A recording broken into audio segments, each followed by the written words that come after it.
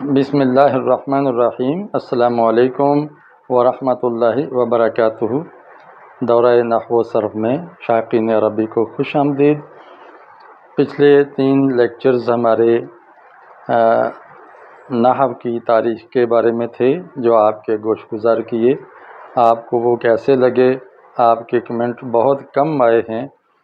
آج کا لیکچر پہلا سبق سمجھیے علم نحو کا۔ ہم تعریف کریں گے علم نحو کی اور اس کی پھر تعلیم کو آگے بڑھائیں گے۔ علم نحو کی تعریف کیا ہے؟ نحو کا معنی، لفظی معنی نحو کا معنی طریقہ یا طرف یا کنارہ ہے، جیسے پچھلے لیکچرز میں میں نے عرض کیا۔ اور اس کی اصطلاحی تعریف ہدایت النحو میں جو لکھی ہے وہ یہ ہے: النحو علم باصول يعرف بها احوال اواخر الكلم الثلاث من حيث الاعراب والبناء وكيفية التركيب بعضها مع بعض۔ کہ نحو ایسے اصولوں کو جاننے کا نام ہے جن اصولوں کے ذریعے 3 کلمات کے آخری احوال کو جانا جاتا ہے۔ آخر میں اس کے اعراب آئے گا یا وہ مبنی ہوگا، اعراب تبدیل ہوگا یا مبنی ہوگا، اور پھر ان کلمات کو، تینوں کلمات کو آپس میں جوڑنے کا، ترکیب کرنے کا طریقہ اس علم کے ذریعے حاصل ہوتا ہے۔ اس علم کا موضوع کلمہ اور کلام ہے، یعنی مفرد پر بھی بحث کرتا ہے اور مرکب پر بھی یہ بحث کرتا ہے۔ کلام کا معنی گفتگو، بات چیت۔ اس علم کا مقصد یہ ہے کہ لفظی غلطی سے، کلام عرب میں لفظی غلطی سے بچا جائے، ذہن کو اس سے بچایا جائے۔ صیانت الذہن عن الخطاء اللفظی فی کلام العرب۔ تو عربی کلام، چونکہ یہ عربی بیسڈ یہ گرامر ہے، اس لیے عربی کلام میں لفظی خطاؤں سے بچنے کے لیے یہ علم وضع کیا گیا ہے، جیسے آپ نے پچھلے 3 تاریخ پر مبنی لیکچرز میں آپ نے غلطیوں کو سنا اور دیکھا ہے۔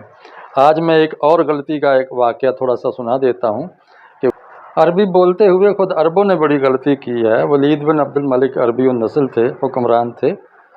اب یہ 1 صدی ہجری کے اواخر کی بات ہے۔ ان کے پاس ایک صاحب آئے اور آ کے شکایت کی، کوئی مسئلہ پیش کرنے کے لیے وہ حاضر ہوئے۔ تو ولید بن عبد الملک نے اس سے پوچھا ما شانہ کا۔ تو یہ جملہ بالکل غلط تھا، ما شانو کا کی بجائے ما شانہ کا۔ تو اس کا مطلب ہوتا ہے کہ آپ کے اندر کیا برائی؟ اس نے کہا کہ اعوذ باللہ من کل شیء، میں پناہ مانگتا ہوں اللہ کی ہر طرح کی برائی سے۔ تو ولید بن عبد الملک کے بھائی سلیمان نے کہا جی ما شانہ کا کی بجائے آپ اس کو پوچھیں ما شانو کا، یعنی آپ کا معاملہ کیا ہے۔ شانو اور شانہ، زبر اور پیش کا کتنا فرق پڑ جاتا ہے۔ اس نے کہا ظلم علی ختنی، کہ میرے اوپر میرے داماد نے بہت ظلم کیا ہے۔ اس پر ولید کہتا ہے من ختنہ کا۔ تو اس کا ترجمہ عجیب بنتا ہے کہ آپ کا ختنہ کس نے کیا؟ تو وہ کہتا ہے کسی ختنہ کرنے والے نائی نے کیا ہوگا ختنہ۔ تو پھر بہت حیران ہوا کہ یہ میں نے کیا کہہ دیا۔ تو سلیمان اس کے بھائی نے پھر اس کی تصحیح کی کہ من ختنو کا کہیں کہ آپ کا داماد ہے کون۔ ختنو کا معنی ہوتا ہے داماد، تو آپ کا داماد کون ہے؟ یعنی اس طرح کے لطیفے ہوتے تھے۔ اس لیے بالکل ایسے ہی جیسے پٹھان لوگ، پشتو والے اردو بولیں یا پنجابی بولیں تو کتنی غلطی کرتے ہیں، یا ہمیں پشتو بولنی پڑے تو ہم کتنی غلطی کریں، انگریزی بولتے ہوئے کتنی غلطی کرتے ہیں۔ تو جب ہم اپنی زبان سے اب دور ہو گئے ہیں، اردو زبان سے، تو ہم خود اردو زبان بولتے ہوئے بہت سی غلطیاں کر جاتے ہیں۔ حتیٰ کہ جن لوگوں نے گھروں میں اردو ہی بولی ہے وہ اپنی ماں بولی پنجابی میں بھی غلطیاں کر جاتے ہیں۔ تو اس طرح کی غلطیوں سے بچنے کے لیے قواعد وضع کیے گئے ہیں، اس کے ذریعے اپنی زبان کو اور لفظوں کو درست رکھا جاتا ہے۔ خیر، یہ آپ نے تعریف تو اس کی سن لی ہے۔ جیسے ذکر کیا کہ اس کا موضوع کلمہ اور کلام ہے۔ دیکھیں جو بھی انسانی زبان سے آواز نکلتی ہے اس کو لفظ بولتے ہیں۔ لفظ کا معنی تھا پھینکنا، اور زبان سے جو ہم پھینکتے ہیں وہ लफ्ज़ है, मा यतलफ़्फ़ज़ु बिल इंसान फ़हुव लफ्ज़। लफ्ज़ की फिर दो किस्में बन जाती हैं, एक मुफरद है और एक मुरक्कब है। और उससे पहले अगर एक तकसीम करें कि या तो लफ्ज़ का माना होगा या माना नहीं होगा। अगर बेमानी लफ्ज़ है तो उसको मुहम्मल कहते हैं और उसकी आगे कोई बहस नहीं होती मुहम्मल लफ्ज़ की। अलबत्ता जो बामानी लफ्ज़ है उसको कहते हैं कलिमा। अब कलिमा मुफरद भी होता है और मुरक्कब भी होता है। अकेला लफ्ज़ हो तो उसको मुफरद कहते हैं और दो लफ्ज़ मिल जाएं या ज़्यादा मिल जाएं तो उसको मुरक्कब कहते हैं। मुफरद कलमा की फिर आगे तीन किस्में हैं, इस्म, फ़ेल और हर्फ। अगर मुफरद कलमा किसी का नाम हो तो उसको इस्म कहते हैं, जो मुसम्मा को बताए, जैसे हज़रत अली रज़ी अल्लाह तआला ने फरमाया। और हम तारीफ़ करते हैं कि ऐसा लफ्ज़ जिसका अपना ज़ाती माना हो और उसमें कोई ज़माना ना हो, उसके साथ कोई माजी, हाल, मुस्तकबिल का ज़माना ना मिला हो, तो उस अकेले लफ्ज़ को इस्म कहते हैं। और अगर ज़माना हो, माना है अपना और उसके अंदर ज़माना भी है, माजी, हाल या इस्तकबाल, उसको फ़ेल कहते हैं। और जिस लफ्ज़ का ज़ाती माना नहीं होता, अलबत्ता माने का फ़ायदा देता है, लेकिन वो या इस्म से मिल के आता है या फ़ेल से मिल के आता है। इस्म या फ़ेल से मिलकर जो लफ्ज़ माना दे उसको हर्फ बोलते हैं। हर्फ को थोड़ा निपटा लेते हैं शुरू ही में कि हर्फ कुछ आमिल होते हैं, कुछ गैर आमिल होते हैं। या आमिल का मतलब है कि जो ये तीन कलिमात हैं, इस्म और फ़ेल, इसके आखिर में तब्दीली पैदा करते हैं, ज़बर ज़ेर पेश की या जज़म की, उसको आमिल कहते हैं। और जो तब्दीली पैदा नहीं करते इराब में, उसको गैर आमिल कहते हैं। इसको तफसील से अगर पढ़ना हो तो मेरा जो दौरा सर्फ़ नहव है उसका लेक्चर नंबर 59 आमिल पर मुश्तमिल, वो सुन लीजिए, और लेक्चर नंबर 60 है गैर आमिला हरूफ पर, उसको सुन लीजिए। यहाँ मैंने आपके सामने हरूफ जार 17 दिए हैं, बा, ता, का, लाम, वाव, मुंज, मुज, खला, रुब्बा, हाशा, मिन, अदा, फी, अन, अला, हत्ता, इला। ये 17 हरूफ हैं जो इस्म से पहले आते हैं। इनको अलामात इस्म भी कहते हैं कि जब इनमें से कोई हरफ आप देखें तो इसके बाद लाजमी इस्म होगा, फ़ेल नहीं होगा। तो ये हरूफ जार कहलाते हैं। अब इस्म को आगे बढ़ाते हैं। साख्त और बनावट के लिहाज से उसकी तीन किस्में बनती हैं, जामिद, मस्दर और मुश्तक। जामिद इस्म वो होता है कि जो खुद किसी से नहीं बनता और उससे आगे भी कोई लफ्ज़ नहीं बनता है, उसको इसमें जामिद कहते हैं। और देखिए इसकी मिसालें, राजुलन एक आदमी, रिजलुन एक पाँव, बकरतुन गाय, बिरुन कुआं, ज़िबुन भेड़िया, ज़ुबाबुन मक्खी, अनकबूत मकड़ी, सहाबुन बादल, रिहुन हवा। तो ये ऐसे लफ्ज़ हैं कि इससे आगे फ़ेल नहीं बना और ना ये खुद किसी मस्दर या किसी और मंबा से बने हैं। ये शुरू ही से वज़ा ऐसे किए गए हैं, इसीलिए इसको जामिद कहते हैं। इनके औज़ान और दीगर चीज़ें तफसील से देखनी हों तो आप मेरा लेक्चर नंबर 50 वो दौरा सरफ़नाव में जिसकी प्ले लिस्ट बनी हुई है, उसमें आप डिटेल इसकी जान सकते हैं। दूसरी किस्म है मस्दर। मस्दर कहते हैं कि ऐसा इस्म जो खुद तो किसी से नहीं बना, अलबत्ता उससे आगे बहुत से लफ्ज़ बनते हैं, कुछ इस्म बनते हैं, कुछ फ़ेल बनते हैं, उसको कहते हैं मस्दर। मस्दर माने सादिर होने की जगह। जैसे पानी चश्मे से निकलता है तो पानी का मस्दर चश्मा हो गया। इसी तरह लफ्ज़ों से आगे बहुत से लफ्ज़ बनते हैं, तो जिस लफ्ज़ से आगे बहुत से लफ्ज़ बने उसे मस्दर कहते हैं। जैसे ज़रबुन, नस्रुन, फ़तहुन। ज़रब का माना मारना, नस्र मैंने मदद करना, फ़तह मैंने खोलना, शराफत मैंने बुजुर्गी, हिसाब मैंने गुमान करना, गिनना, समउन सुनना, क़त्लुन क़त्ल करना, किताबतुन लिखना, क़िराअतुन पढ़ना। तो ये जो लिखना, पढ़ना, बोलना, सुनना, उठना बैठना, जैसे उर्दू में आखिर में ना आता है, अरबी में इस तरह के औज़ान मसादर के होते हैं। ये तकरीबन 50 से भी ज़्यादा हैं, कोई 54-56 औज़ान हैं। इन औज़ान को अगर आप सीखना चाहें तो मेरा लेक्चर नंबर 54 और 55 इसको सुन लीजिए। दौरा सरफ़नाव में बड़ी तफसील से खाके बना बना के वो चीज़ें बताई हैं। मस्दर से आगे कुछ ज़माने वाले लफ्ज़ बनते हैं और कुछ बेज़माना लफ्ज़ बनते हैं। جو بے زمانہ لفظ بنے اس کو اسم مشتق کہتے ہیں، اور جو زمانے والے لفظ بنے اس کو فعل کہتے ہیں۔ تو گویا فعل جو ہوتا ہے وہ خود مصدر سے بنا ہوتا ہے، ایک کام کا نام ہوتا ہے، پھر آگے فاعل کے کرنے کی وجہ سے وہ کام بن جاتا ہے، اس میں زمانہ موجود ہوتا ہے۔ تیسری قسم مشتق کی ہے، جیسے اب دیکھیے ضارب مارنے والا، یہ ضرب سے بن گیا۔ منصور جس کی مدد ہو، یہ نصر سے بن گیا۔ فتاح خوب کھولنے والا یا فیصلے کرنے والا، تو یہ فتح سے بن گیا۔ شریف شرافت والا، بزرگی والا، حسب و نسب والا، یہ شرافت سے بن گیا۔ حسیب حساب سے بن گیا، حساب کتاب لگانے والا۔ سماع خوب سننے والا، جاسوسیاں کرنے والا، تو یہ سمع سے بن گیا۔ قتیل قتل کرنے والا یا قتل ہونے والا، دونوں معنی اس کے ہوتے ہیں، یہ قتل سے بن گیا۔ کاتب لکھنے والا، قراء خوب پڑھنے والا۔ تو دیکھیں یہ جو مختلف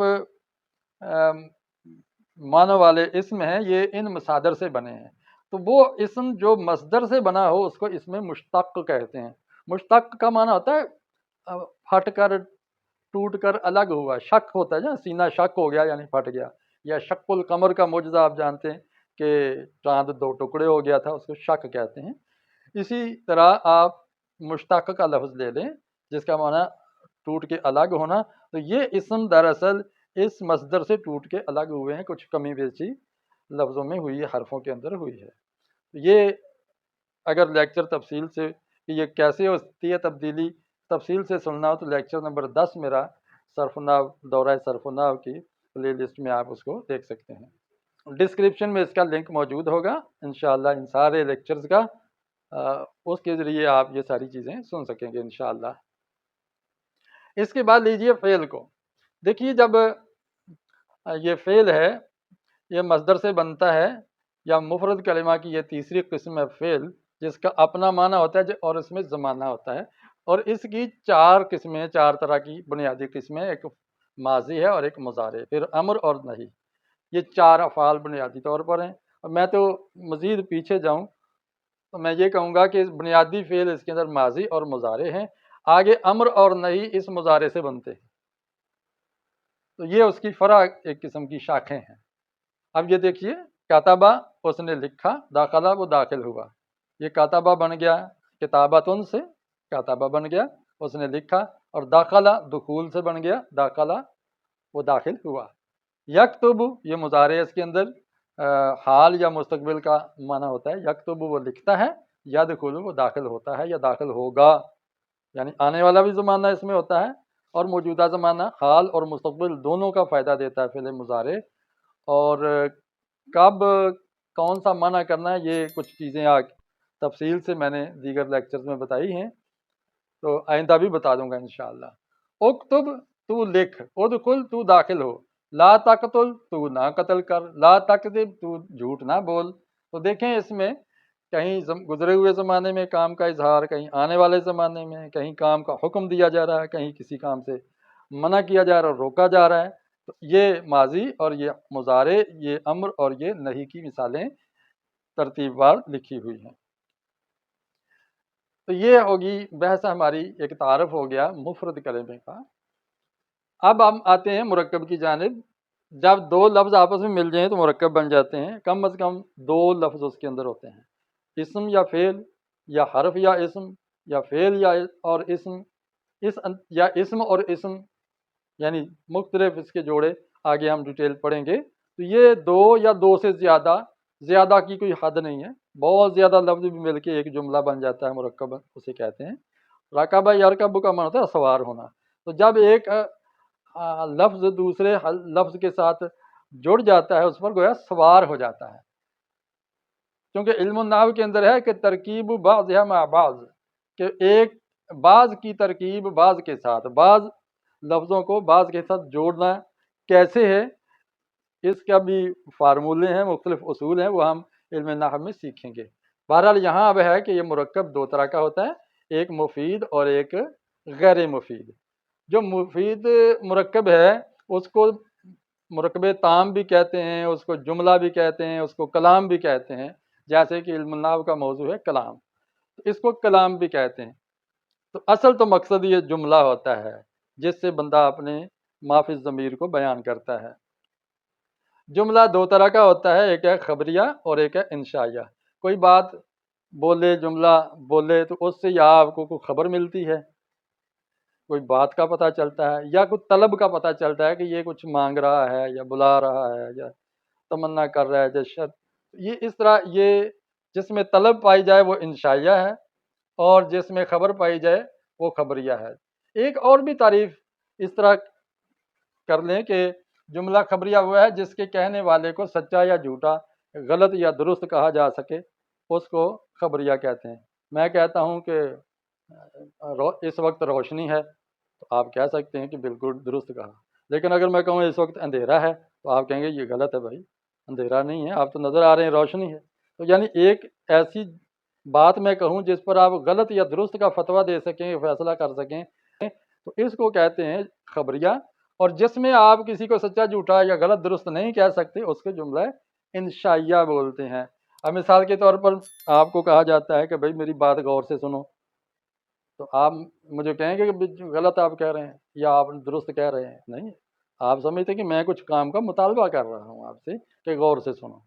یا میں کہتا ہوں کہ جو بھی بات سیکھیں آپ کم از کم ایک بندے کو سکھا دیں، تو سکھا دیں کیا دیا میں نے، تو یہ کوئی غلط تو نہیں آپ کہیں گے مجھے، یا درست بھی نہیں کہیں گے، نہ غلط نہ درست کوئی فیصلہ نہیں کریں۔ ایسے جملوں کو انشائیہ جملہ کہتے ہیں۔ انشاء کا مطلب پیدا کرنا، کریٹ کرنا۔ اس سے گویا میں ایک آگے کام لینا چاہتا ہوں، طلب کر رہا ہوں کہ یہ کام ہو۔ اس میں اس کی مختلف شکلیں ہیں، یہ میں ڈیٹیل میں آپ کو بتاؤں گا اس کی اقسام۔ ہم پہلے خبریہ کو لے کے چلتے ہیں۔ تو خبریہ میں نے کہا تھا کہ بات کہنے والے کو غلط یا درست کہہ سکیں تو اس کو خبریہ کہتے ہیں۔ پھر خبریہ کی عربی کے اندر دو قسمیں ہیں، ایک اسمیہ اور ایک جملہ فعلیہ۔ جملہ اسمیہ وہ ہوتا ہے جو اسم سے شروع ہوا، دیکھیں اللہ خالق، اللہ خلق، اللہ خالق اللہ پیدا کرنے والا ہے، اللہ خلق اللہ نے پیدا کیا۔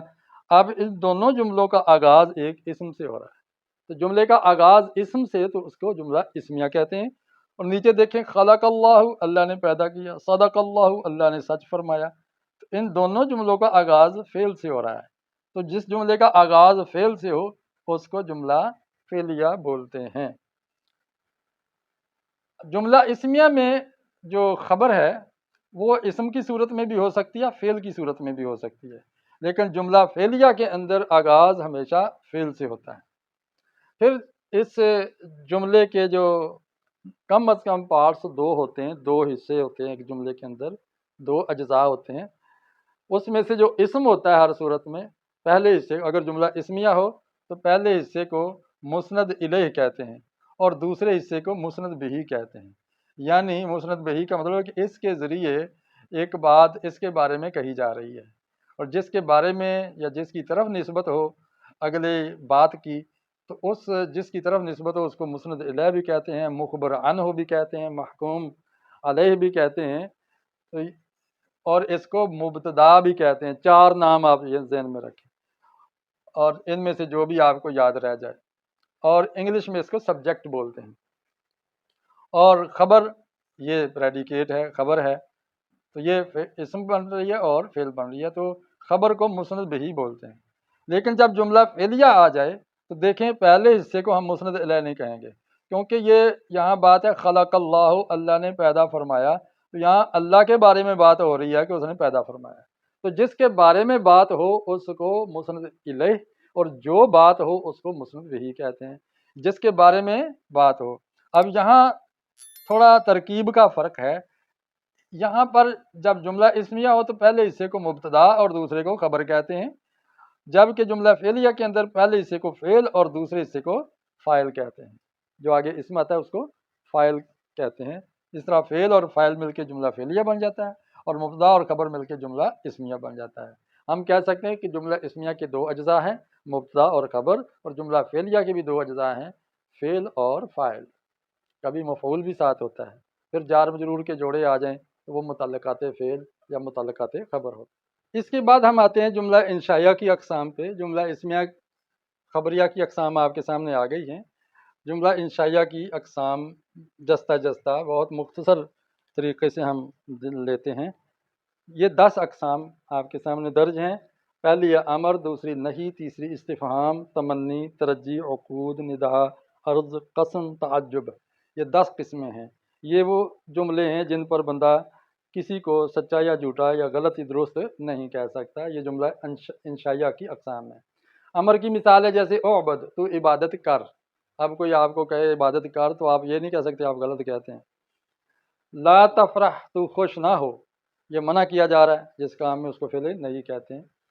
استفہام، انت یوسف، کیا آپ یوسف ہیں، آپ ہی یوسف ہیں، تو یہ گویا پوچھا جا رہا ہے، اس میں آپ کی اس کو غلط یا درست نہیں کہہ سکتے۔ تمنی جیسے یا لیتنی کنت ترابا، اے کاش میں مر کے مٹی ہو چکا ہوتا، کافر یہ کہے گا قبر میں، حشر میں۔ تو یہاں دیکھیں کہ وہ تمنا کر رہا ہے، اب تمنا کرنے والے کو تو آپ غلط درست نہیں کہہ سکتے نا، وہ جو چاہے تمنا کرے۔ ترجی، لعلک باقع نفسک، شاید آپ اپنے آپ کو ہلاک کرنے والے ہیں، گلا دینے والے ہیں۔ تو یہاں بھی گویا لعل جو ہے یہ شاید کا معنی دیتا ہے، شک کا معنی۔ عقود، اس میں بعت و اشتریت، 2 لفظ آتے ہیں، میں نے بیچا، میں نے خریدا۔ یہ اصل میں خرید و فروخت کے وقت بائع اور مشتری، بیچنے والا اور خریدنے والا آپس میں ان لفظوں کے ساتھ ایک بات کرتے ہیں، بعت و اشتریت۔ ویسے دیکھا جائے تو یہ ماضی ہے اور یہ بھی ماضی ہے، میں نے خریدا اور بیچا اور میں نے خریدا، ویسے یہ لگتا ہے کہ بات تو پوری ہے، لیکن دراصل ابھی تو یہ ان کے اندر ایک معاملہ ہو رہا ہے، یہ ایک سمجھے کہ ایک لینگویج ہے خرید و فروخت کی، اس لحاظ سے اس پر ہم کسی کو سچا جھوٹا نہیں کہہ سکتے۔ ندا، جیسے کسی کو آواز آپ دیں، یا موسیٰ، اے موسیٰ، یا جو بھی اس کا نام ہو اس سے آپ پکاریں، یا ایھا الناس، اے لوگو، تو اس میں آواز ہی دی ہے نا، اس میں کیا غلطی ہے؟ کوئی لبیک کہے یا نہ کہے، لیکن آواز دینے والے کو تو آپ غلط یا درست نہیں کہہ سکتے۔ عرض، الا تأتینی فأعطیکم دینارا، کیا ایسا نہیں ہے کہ آپ میرے پاس آئیں تو میں آپ کو ایک اشرفی دے دوں، دینار دے دوں؟ تو اس میں بھی گویا ایک پیشکش کی جا رہی ہے، اس پیشکش کرنے والے کو بھی جھوٹا یا سچا نہیں کہہ سکتے۔ قسم، جیسے والعصر، قسم ہے عصر کی، ان الانسان لفی خسر۔ اب یہاں جب قسمیہ جملہ بولا جائے گا تو وہ بھی انشائیہ ہوگا۔ تعجب، اسمع بہ وابصر، کتنا وہ زبردست سننے والا اور کس قدر دیکھنے والا ہے۔ یا ما احسن کا، ما اجمل کا، تو یہ جو فعل تعجب ہوتا ہے اس کے بولنے والے کو بھی آپ غلط یا درست کا فتویٰ نہیں دے سکتے۔ تو یہ تمام جملے انشائیہ کہلاتے ہیں۔ پھر ایک اور تقسیم ہے جملے کی باعتبار ذات اور باعتبار صفات۔ باعتبار ذات جملے کی 4 قسمیں ہیں، اسمیہ، فعلیہ، شرطیہ اور ظرفیہ۔ اصل جملہ تو یہ ہے، اس کے بعد یہ مزید ہے، مبنی، مبینہ ہے، واضح، پہلے ایک جملہ بولا ہے اس کے بعد ایک دوسرا جملہ اسی کو واضح کرنے کے لیے بولا جاتا ہے۔ اس کی انشاءاللہ میں تفصیلی لیکچرز میں یہ ساری چیزیں سکھاؤں گا۔ معللہ ہے، معترضہ ہے، مستأنفہ ہے، حالیہ ہے، معطوفہ ہے۔ یہ 6 اقسام باعتبار صفات کے ہیں، اس کی انشاءاللہ تفصیل بعد میں آئے گی۔ اب ہم آتے ہیں مرکب غیر مفید کی جانب۔ تو میں نے اس طرف اس کا ایک خاکہ پیش کیا ہے کہ مرکب غیر مفید کیا ہوتا ہے، کہ بات کرنے والا بات کرے، 2-4 لفظ بولتا ہے لیکن بات پوری نہیں ہوتی، ادھوری بات ہوتی ہے، سمجھ نہیں آتا کیا کہنا چاہ رہا ہے، کوئی کیوں اس نے اس کے بارے میں خبر تو دی نہیں ہے۔ مثلا میں کہتا ہوں چھت کا پنکھا اور چپ ہو جاتا ہوں، تو کیا خیال ہے، آپ انتظار نہیں کریں گے بھی کیا ہوا ہے چھت کے پنکھے کو، رک گیا ہے، بند ہو گیا ہے، چل گیا ہے، جل گیا ہے، کیا ہو گیا، کیا کہنا چاہ رہے ہیں، اچھا ہے، برا ہے، کیا کہنا چاہتے ہیں؟ تو کوئی بات نامکمل اور ادھوری ہوتی ہے اس کو مرکب ناقص کہتے ہیں، یہی اس کے اندر نقص ہے۔ اور غیر مفید بھی کہتے ہیں کہ اس مرکب کو بول کے کوئی فائدہ نہیں ہو رہا، سننے والا مزید منتظر ہے کہ کچھ اور لفظ بھی بولے جائیں تو تب بات پوری ہو اور کچھ سمجھ آئے اور جواب دیا جائے۔ اب مرکب غیر مفید کی 3 قسمیں موٹی موٹی، اضافی، بنائی اور منع صرف۔ منع صرف یہ ہے کہ 2 لفظ آپس میں، 2 اسم آپس میں جوڑ دیے جائیں اور ان دونوں اسموں کا آپس میں کوئی رشتہ نہ ہو، نہ صفت موصوف کا، نہ اضافت کا، نہ کوئی فعل فاعل مفعول کا، نہ کوئی مبتدا خبر کا، بس ایسے ہی 2 لفظوں کو جوڑ دیا جائے۔ مثال کے طور پر بالا بکا ہے، اب بالا ایک بت کا نام ہے، بکا ایک بادشاہ کا نام ہے یا شہر کا نام ہے، تو یہاں ایسے ہی دو لفظوں کو جوڑ کے ایک مرکب بن گیا ہے، کمپاؤنڈ بن گیا ہے۔ احمد حسن، اب کسی کا نام رکھ دیا جائے تو یہاں اس کا یہ نہیں ترجمہ کہ حسن کا احمد یا کوئی اس طرح کی نسبت، یا ایسا احمد جو بہت حسن ہے، اس طرح یعنی کوئی اس کے اندر نسبت نہیں ہے، کوئی تعلق نہیں ہے، ایسے ہی دو لفظوں کو ملا کے ایک بندے کا نام رکھ دیا گیا ہے۔ اس طرح محمد احمد، اب دو اسم ہیں تو ان دونوں کو ملا کے ایک مرکب تو بن گیا، کسی کا نام پڑ گیا ہے، لیکن ان دونوں اسم و لفظوں کا آپس میں کوئی نسبت کا، اسناد کا یا اضافت کا کوئی تعلق یا صفت کا کوئی تعلق نہیں ہے، اس کو منع صرف کہتے ہیں۔ اور اس میں اس کا حکم یہ ہے کہ جو اس کا پہلا جز ہے وہ مبنی بر فتح ہوتا ہے، اس کے آخر میں ہمیشہ زبر ہی پڑی جاتی ہے، پیچھے کوئی بھی عامل آ جائے، اور دوسرا حصہ تبدیل ہوتا رہتا ہے، کبھی زبر، کبھی زیر، کبھی پیش، وہ مرب ہوتا ہے۔ ایک ہے مرکب بنائی، مرکب بنائی میں بھی دو لفظ آپس میں بغیر کسی جوڑ کے مل گئے ہیں، احد عشرہ، اثنا عشرہ، ثلاثہ عشرہ، خمسہ عشرہ سے تسع عشرہ تک، یہ جو اعداد ہیں یہ دو دو اسم آپس میں گنتی کے جڑ گئے ہیں، لیکن ان کا آپس میں کوئی ربط تعلق نہیں ہے، نظر نہیں آ رہا۔ البتہ اس کے اندر واو ایک پوشیدہ ہے، احدہ و عشرہ تھا، 10 اور 1 یعنی 11، اثنا عشرہ اصل میں تھا اثنا و عشرہ یعنی 2 اور 10 یہ 12 ہو گئے، اس طرح کر کے، لیکن ان کے اندر بھی کوئی نسبت نہیں ہے، باہمی تعلق اسناد کا نہیں ہے۔ اور ان میں ایک خاص بات یہ ہے کہ یہ دونوں مبنی پر فتح ہوتے ہیں، پہلا حصہ بھی آخر سے فتح پر مبنی ہوگا، دوسرے پر بھی آخر میں زبر ہی ہوگی، سوائے اثنا عشرہ کے، اس کا اثنا کے اندر تبدیلی ہو جاتی ہے۔ یہ مرکب غیر مفید کی یہ کچھ اقسام میں نے آپ کے سامنے لکھی۔ مرکب اضافی جیسے رسول اللہ، اللہ کا رسول، بات نامکمل ہے، غیر مفید ہے، کیا ہوا اللہ کے رسول کو، مانتے ہو نہیں مانتے ہو، کچھ کیا کہنا چاہ رہے ہیں آپ۔ توصیفی جیسے رسول امین، امانت دار رسول، تو یہ اس میں پہلے لفظ کی صفت بیان ہو رہی ہے کہ وہ امین ہے، لیکن بات نامکمل ہے۔ یا جاری جس میں حرف جار ہو، جیسے میں نے یہاں پر حرف جار کی لسٹ دی ہے، فی اس کے اندر ہے، تو فی دین اللہ، اللہ کے دین میں، اتنا کہہ دیا فی دین اللہ، اللہ کے دین میں، تو بات تو نامکمل ہے، اس لیے غیر مفید ہے، ناقص ہے، لیکن یہ مرکب جاری کہلائے گا کیونکہ اس کے اندر ایک پارٹ اس کا حرف جار ہے پہلا، اور دوسرا مجرور بن رہا ہے۔ عطفی وہ مرکب ہے جس کے اندر حرف عطف آ گیا ہو، ثم حتی لا فا واو بل لیکن اما ام او، یہ 10 حروف عطف ہیں، یہ دو اسموں کو آپس میں ملا دیتے ہیں، تو ملا کے جو مرکب بنے گا اس کو مرکب عطفی بولیں گے، پہلے کو معطوف علیہ اور دوسرے کو معطوف کہتے ہیں، اور درمیان میں حرف عطف ہوتا ہے، تو یہ بھی بات نامکمل ہوتی ہے، اس کو آگے بات پوری کرنے کے لیے کچھ اور لفظ چاہیے، ایک یا دو جو مبتدا یا خبر بنے۔ عددی احد عشرہ کوکبن، اب احد عشرہ عدد ہے 11، اور کوکبن معدود ہے ستارے، 11 ستارے، تو جس کو گنا جائے اس کو معدود، اور جو گنتی ہے اس کو عدد کہتے ہیں، عدد اور معدود مل کے جو مرکب بنتا ہے اس کو مرکب عددی بولتے ہیں۔ آگے مرکب اشاری ہے، یہ بھی نامکمل ہے، ناقص ہے، غیر مفید ہے، جیسے ھذا النبی، یہ نبی، اس میں اشارہ کیا جا رہا ہے، ھذا یہ، اور النبی یہ مشار الیہ، جس کی طرف اشارہ کیا جائے اس کو مشار الیہ کہتے ہیں، اور جس لفظ کے ذریعے اشارہ کیا جائے اس لفظ کو اس میں اشارہ کہتے ہیں، تو اشارہ اور مشار الیہ مل کے مرکب اشاری بن جاتا ہے، لیکن یہ یاد رکھیے کہ مشار الیہ پر ال ظہور ہونا چاہیے، تب یہ مرکب اشاری بنے گا، اگر ال نہ ہوا، تنوین آگے آ گئی یا ال سمجھو ہوا نہیں، تو اس کو جملہ اسمیہ کہیں گے، تب یہ اسم اشارہ مبتدا کہلائے گا، اور نبی اس کی خبر بن جائے گا، ھذا نبی، یہ نبی ہے، اور ھذا النبی جب ال داخل کریں گے تو یہ مرکب اشاری غیر مفید مرکب ناقص بن جائے گا۔ تو یہ آج کا ہمارا ایک سبق تھا، آپ نے الحمدللہ سن لیا، اور میں نے بتایا کہ اس کا کیا حکم ہے۔ اس کا حکم یہ ہے کہ یہ جملے کا ایک حصہ ہوتا ہے، پورا جملہ نہیں ہوتا، اور اس کے اجزاء کے اعراب تبدیل ہوتے رہتے ہیں، اور کیا آتے ہیں اس کی ڈیٹیل انشاءاللہ آئندہ لیکچرز میں، آئندہ اسباق میں اس کی تفصیل آ جائے گی۔ تو اس کے ساتھ میں اختتام کر رہا ہوں لیکچر کا. آپ کے کمنٹس کا انتظار رہے گا. دیکھیے میں نے یہ بریفلی مختصر انداز میں 2 سبق آپ کو علم النحو کے پڑھا دیے ہیں. اس کے لیے مجھے مطالعہ کرنا پڑا ہے 4-5 کتابوں کا، وہ بھی میرے پیش نظر تھا. ان میں سے ایک کتاب مجھے بہت اچھی لگی ہے جس سے میں بڑی زبردست آپ کو مشق کروا سکتا ہوں.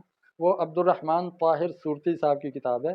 مقتدرہ قومی زبان نے اس کو شائع کیا ہے، اور اس سے پہلے بھی وہ چھپتی رہی ہے. پاکستان بننے سے پہلے کی وہ کتاب لکھی ہوئی ہے، بڑی زبردست 4 حصوں میں. انشاءاللہ میں اس کی مشقیں بھی شامل کروں گا، قرآن سے بھی مثالیں لاؤں گا، اور بہت ساری چیزیں ہم ایک سائنٹیفک انداز میں آگے بڑھائیں گے انشاءاللہ. آپ کیسا چاہتے ہیں آپ اپنے کمنٹ ضرور دیجئے تاکہ اس کے مطابق میں آپ کو لیکچر ڈیلیور کروں اور اسباق کا درس دوں. اللہ تعالیٰ مجھے اور آپ کو صحت و سلامتی سے رکھے اور اس کام کو آسان فرمائے. آپ نئے ہیں تو چینل کو ضرور سبسکرائب کیجئے اور بیل آئیکن کو ضرور دبائیے. جتنی میری ویڈیوز ہیں پلے لسٹ میں لنک موجود ہے، اور میرے learn and teach official channel کی پلے لسٹیں بنی ہوئی ہیں، آپ اس میں سے مختلف موضوعات پہ درس لے سکتے ہیں. اس کے ساتھ یہی جو لیکچرز ہیں پارٹس کی شکل میں چھوٹے حصے کر کے فیس بک پیج بھی اس پر بھی میں اپلوڈ کر رہا ہوں. جن کے پاس یوٹیوب کی سہولت نہ ہو یا پیکج فیس بک کا ہو تو اس کے ذریعے وہ فیس بک پہ پیج کے فالوور بن جائیں. لرن اینڈ ٹیچ پیج کا نام ہے، اس اکاؤنٹ کو بھی آپ دیکھ لیجیے. ڈسکرپشن میں اس کا لنک انشاءاللہ آپ کو مل جائے گا. السلام علیکم ورحمۃ اللہ وبرکاتہ.